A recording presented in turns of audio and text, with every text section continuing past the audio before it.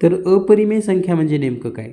तर ज्या संख्येचं वर्गमूळ निघत नाही, उदाहरणार्थ वर्गमुळात 2 याचं वर्गमूळ निघत नाही, किंवा वर्गमुळामध्ये 7, वर्गमुळामध्ये 5, कोणतीही संख्या असेल ज्याचं वर्गमूळ निघत नाही, अशा संख्यांना आपण अपरिमेय संख्या असं म्हणतो.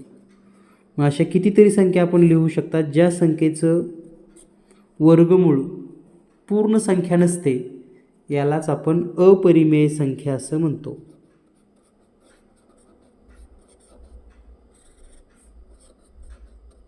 अतिशय सोपी आणि सहज व्याख्या आहे. अपरिमेय संख्या म्हणजे ज्या संख्येचं वर्गमूळ पूर्ण संख्या नाही किंवा पूर्ण संख्या येत नाही, त्यांना आपण अपरिमेय संख्या असं म्हणतो.